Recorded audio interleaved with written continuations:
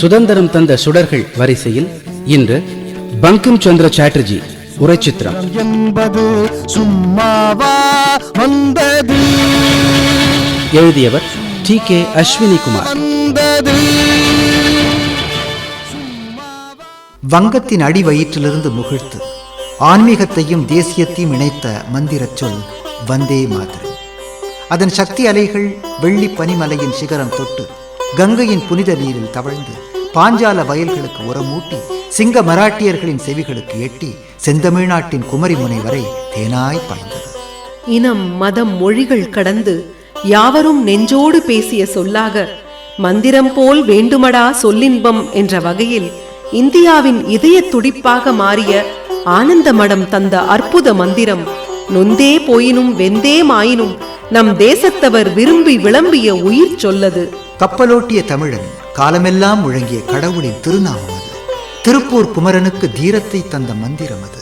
சிறையில் சுப்பிரமணிய சிவாவிற்கு வேதனையை தீர்த்த வேத மந்திரம். எண்ணற்ற தியாகிகள் தூக்கு மேடையில் விட்ட இறுதி மூச்சோடு இணைந்த பேறு பெற்ற தாரக மந்திரம்.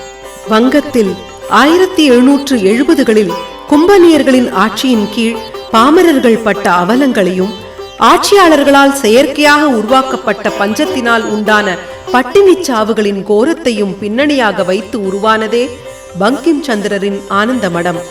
அந்த இருண்ட காலத்தில் முற்றும் துறந்த சந்நியாசியர் நெஞ்சு பொறுக்காமல் மக்கள் பால் அன்பு பூண்டு எங்கெனம் அறப்போரில் குதித்தனர் என்பதை சித்தரித்தது பங்கிம் சந்திரரின் புதினம்.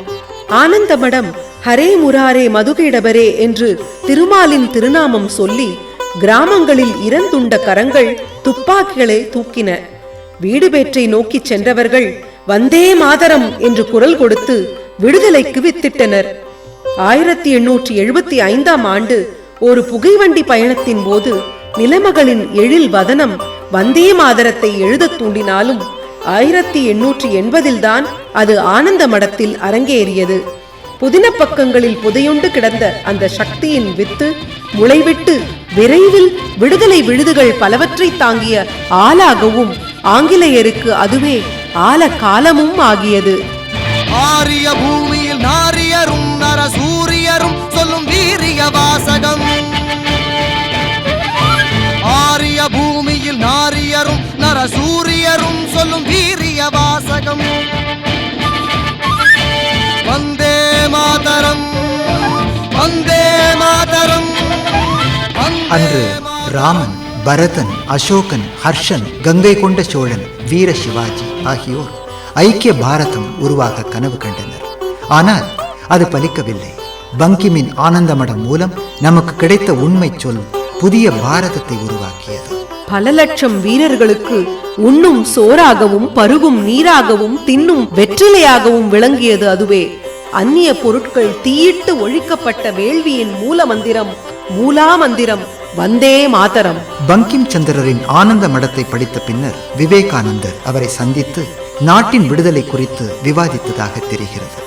மற்ற தேவர்கள் தேவதைகளை ஒருபுறம் வைத்துவிட்டு தாய் நாட்டினையும் நாட்டு மக்களையும் வணங்குவோம், அவர்கள்தான் நாம் வணங்க வேண்டிய கடவுளர்கள் என முழங்கியவர் அல்லவா விவேகானந்தர். இதுபோல் அரவிந்தரின் பவானி மந்திர் என்ற புரட்சி கட்டுரை 1905 வெளியானது. அதில் வந்தே மாதரத்தின் தாக்கம் தெளிவாக தெரிகிறது. ஆனந்த மடத்தில் உருவான கருத்தின் புரட்சி வடிவம்தான் அந்த கட்டுரை. கிபி 1838ஆம் ஆண்டு ஜூன் மாதம் 26ஆம் நாள் வங்காளத்தில் கொல்கத்தாவிற்கு அருகே காந்தால்பாரா என்ற சிற்றூரில் ஜாதவ் சந்திர சாட்டர்ஜியின் மகனாக தோன்றினார். பங்கிமின் தந்தையார் அப்போதைய பிரிட்டிஷ் அரசாங்கத்தில் உதவி மேஜிஸ்ட்ரேட் பதவியில் இருந்தார். 1844 பித்னாபூரில் ஓர் ஆங்கில பள்ளியில் படித்தார். சிறந்த கல்வியையும் ஆர்வத்தையும் வெளிப்படுத்திய பங்கிம் ஆங்கிலத்தில் சிறந்த புலமை பெற்று விளங்கினார். ராஜ்மோகனின் மனைவி என்னும் அவருடைய நவீனம் முழுதுமாக ஆங்கிலத்திலேயே எழுதப்பட்டது. 1886 கல்லூரி படிப்பின் போது எல்லா பாடங்களிலும் சிறந்து விளங்கியமைக்காக ஹூக்ளி கல்லூரியில் அவருக்கு 20 ரூபாய் உதவித்தொகை அளிக்கப்பட்டது.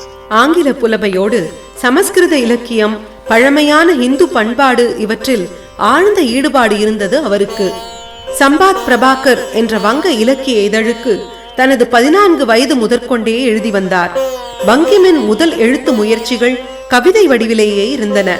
பின்னர் கருத்துக்களை விரிவாக சொல்ல உரைநடை வடிவமே சிறந்தது என கருதிய பங்கிம் கவிதைகள் எழுதுவதை குறைத்துக் கொண்டு கட்டுரைகளையும் புதினங்களையும் எழுத தலைப்பட்டார். 1858ஆம் ஆண்டு BA தேர்வுக்கு அமர்ந்தார். வங்கத்தில் மொத்தம் 13 மாணாக்கர்களே BA தேர்வு எழுதினர். அதில் 2 மட்டுமே தேர்ச்சி பெற்றனர். அதில் ஒருவர் பங்கிம் சந்திரர். இளங்கலை பட்டம் பெற்றவுடன் டெபுட்டி மேஜிஸ்ட்ரேட் பதவியில் அமர்த்தப்பட்டார். பிறகு 1869இல் சட்டம் பயின்று பட்டமும் பெற்றார். அடிப்படையில் உள்ளரங்க விளையாட்டுகளிலும் இசையிலும் ஆர்வமுடையவர். அதே நேரத்தில் உள்ள உறுதியும் வீரமும் செறிந்த தகைமையாளர் அவர். ஒன்றாய் நின்றினி வென்றாயினும் உயிர் சென்றாயினும் வலி குன்றாதோதுவம். ஒன்றாய் நின்றினி வென்றாயினும் உயிர் சென்றாயினும் வலி குன்றாதோதுவம். இன உணர்வு காரணமாக ஆங்கிலேய சிப்பாய்கள் பலமுறை வங்கதேசத்து கிராமங்களில் மக்களை அச்சுறுத்தி அட்டூழியங்கள் செய்தனர். அவற்றை எதிர்த்து நின்று சமாளித்தவர். புயல், கடும் மழை நேரங்களில் கங்கை நதியில் படகில் செல்வது அவருக்கு பிடித்தமான ஒன்று. பிரிட்டிஷ் அரசின் அலுவலராக நிர்வாக பொறுப்புகளில் பல ஆண்டுகள் பணியாற்றியவர். வங்க மாநிலத்தில் பல இடங்களில் பதவி வகித்தவர். வங்க கிராம மக்கள் பட்ட அவலங்களையும் துன்பங்களையும் பிரிட்டிஷார் அவர்களுக்கு இழைத்த கொடுமைகளையும் நேரில் கண்டவர். குறிப்பாக அவுரி செடிகளை பயிரிடச் சொல்லி கம்பெனியார் விவசாயிகளை வற்புறுத்தி கொடுமைப்படுத்தியதை கண்ணார கண்டவர். முன்பணத்தை அச்சாரமாக பெற்று வாழ்க்கை முழுவதும் அடிமைப்படுத்தப்பட்ட வங்க விவசாயிகளின் கண்ணீர் கதை பங்கிமின் நெஞ்சினை தொட்டது. பல நேரங்களில் மறுப்பு தெரிவித்த விவசாயிகள் அடித்து துன்புறுத்தப்படுவதை கண்டவர். பங்கிமின் நண்பர் தீனபந்து மித்ரா என்பவர் நீலதர்பன் என்னும் நாடகத்தை எழுதி இண்டிகோ பயிரிடப்படும் பகுதிகளில் விவசாய மக்கள் பட்ட துன்பத்தை வெளியிட்டார். அந்த நாடகத்திற்கு பங்கிம் முன்னுரை வழங்கினார். குல்னா பகுதியில் பங்கிம் பதவியில் அமர்ந்த போது அவுரி செடியை பயிரிட மறுத்த வங்க விவசாயிகள் அப்பகுதி நிலங்களை குத்தகைக்கு எடுத்த ஜாக் மோரல் டென்னிஸ் ஹேலி என்ற ஆங்கிலேய குண்டாவை தலைமையாக கொண்டு தனிப்படை ஒன்றை நிறுவி மக்களை அடித்து துன்புறுத்தினான். திடீரென்று இளங்காலை நேரத்தில் பரகாலி என்ற கிராமத்திற்குள் புகுந்து அங்கிருந்த மக்களை கொன்று குவித்தான். பங்கிம் தன்னுடைய பதவியையும் நிர்வாக திறனையும் பயன்படுத்தி கும்பனிய முதலாளியையும் அவனுடைய ரவுடி தளபதியையும் கைது செய்தார். இதன் மூலம் பங்கிமின் உயிருக்கு மிரட்டல் வந்த போதும் அவர் அசரவில்லை. மகாத்மா காந்தி அவர்களை தென்னாப்பிரிக்காவில் இன வெறி உணர்வால் வெள்ளையர்கள் இழிவுபடுத்தியது போல் பங்கிம் சந்திரரையும் கர்னல் டஃபின் என்பவர் இழிவு செய்தார். பங்கிம் கோர்ட்டில் வழக்கு தொடர்ந்தார். ஆங்கிலேயருக்கு எதிராக, அதுவும் ஒரு இராணுவ உயர் அதிகாரிக்கு எதிராக வழக்கு தொடுத்தது அப்பகுதியில் பெரும் பரபரப்பை ஏற்படுத்தியது. டஃபினுக்கு ஆதரவாக எந்த வழக்குரைஞரும் ஆஜராகவில்லை. இறுதியில் டஃபின் கோர்ட்டில் பலர் முன்னிலையில் பங்கிமிடம் மன்னிப்பு கேட்க வேண்டிய நிலைக்கு தள்ளப்பட்டான். மன்னிப்பும் கோரினான். முந்தே போயினும் வெந்தே மாயினும் நம் தேசத்தர் உவந்தே சொல்வது. முந்தே போயினும் வெந்தே மாயினும் நம் தேசத்தர் உவந்தே சொல்வது. சில குணச்சித்திர சிதறல்களாக மட்டுமே வளர்ந்த வங்க புதின துறைக்கு ஒரு புது திருப்பத்தையும் புதிய ஊற்றினையும் உருவாக்கியவர். சர் வால்டர் ஸ்காட் ஆங்கில இலக்கியத்திற்கு இருந்தது போல் பங்கிம் வங்க இலக்கியத்தின் சிற்பி. நாவல் இலக்கியத்தை ஓர் ஊடகமாக மட்டும் பயன்படுத்தாமல் அதையே கருத்து பெட்டகமாகவும் ஆக்கினார். ஆனந்த மடம், நவீனம் அதற்கு ஓர் எடுத்துக்காட்டு. பங்கிமிற்கு இருந்த ஆய்வு மனப்பாங்கு சரித்திர புதினங்களை படைக்கும் போது தகுந்த பகை புலத்தினை தேர்ந்தெடுக்க உதவியது என கருத இடமிருக்கிறது. மேலை நாட்டு நவீனங்களின் உத்திகளை கையாண்டாலும் இந்திய தன்மையின் உயிர் மூச்சு அதில் செறிந்திருந்தது.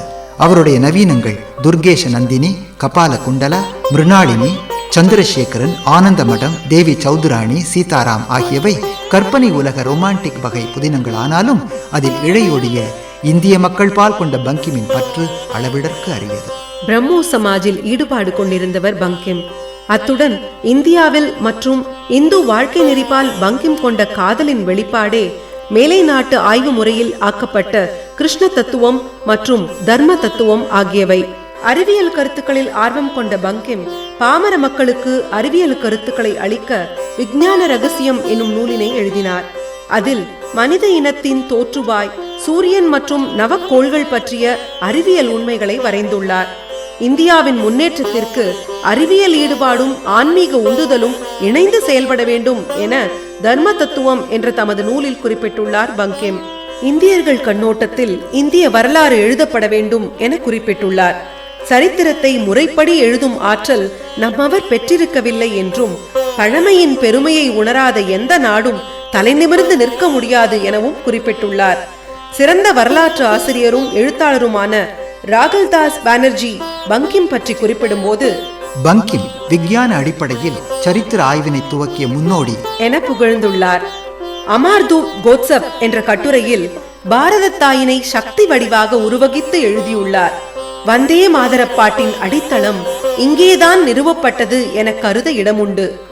ஆனந்த மடத்துக்கு போகும் வழியில் பவானந்தன் திடீரென்று பாடத் தொடங்கினான். இனிய நீர் பெருக்கினை இன்கனி வளர்த்தினை தனினரு மலைய தன்கார் சிறப்பினை பைநீர பழனம் பரவிய வடிவினை வந்தே. அந்த தாய் யார் என்று உடன் பயணித்த மகேந்திரன் கேட்ட கேள்விக்கு பவானந்தன் அளித்த பதில், தாய் வேறு யாராக இருக்க முடியும்? தாயும் தாய் நாடும் ஒன்றே, வேறல்ல. பங்கிம் இந்த கீதத்தை எழுதிய போது அதை கேட்பாரில்லை. நீண்ட மயக்க நிலையிலிருந்து திடீரென்று விழித்துக் கொண்ட அக்கணமே விதி விதித்த கணமொன்றில் யாரோ வந்தே மாதரம் என பாடினார்கள். மந்திரம் கைகூடியது. ஒரே நாளில் ஒட்டுமொத்தமாக அனைவரையும் தேசபக்தி என்ற மதத்தினை தழுவ செய்து விட்டார் என புகழ்ந்துரைத்தார் யோகி அரவிந்தர். பங்கிம் ஆற்றிய இலக்கிய தொண்டு சிறந்தது. அதைவிட சிறந்த தொண்டு அவர் நம் தாயை நமக்கு அடையாளம் காட்டியதுதான். கிபி 1894 ஏப்ரல் மாதம் 8ஆம் நாளன்று அவர் இன்னுயிர் நீத்தார். வந்தே மாதரம் என்று சொல்லும் போது பங்கிம் சந்திரரும் நம் மனக்கண் முன் நிச்சயமாக தோன்றும். வந்தே மாதரம் வந்தே மாதரம் வந்தே மாதரம் வந்தே மாதரம் வந்தே மாதரம் வந்தே மாதரம் வந்தே மாதரம் வந்தே மாதரம் வந்தே மாதரம். நேயர்கள் இதுவரை சுதந்திரம் தந்த சுடர்கள் வரிசையில் பங்கிம் சந்திர சாட்டர்ஜி உரைச்சித்திரம் கேட்டீர்கள். எத்தனை எத்தனை தடியடியை தாங்கின. எழுதியவர் TK அஸ்வினி குமார். ஒலித்த குரல்கள் S ஜெயராமன், B அனுராதா ஆகியோர். எத்தனை எத்தனை தடியடியை தாங்கின. எத்தனை எத்தனை செக்கிழுத்து வாடின. நிகழ்ச்சியில் இடம்பெற்ற பாடலை பாடியவர் G ஸ்ரீகாந்த். பாடலுக்கு இசை TK ஜெயராமன். தூக்குமேடை ஏறி நின்ற காளையர்கள் எத்தனை, தாக்குகின்ற குண்டினாலே உயிரிழந்தோர் எத்தனை. படைப்பு சென்னை வானொலி நிலையம்.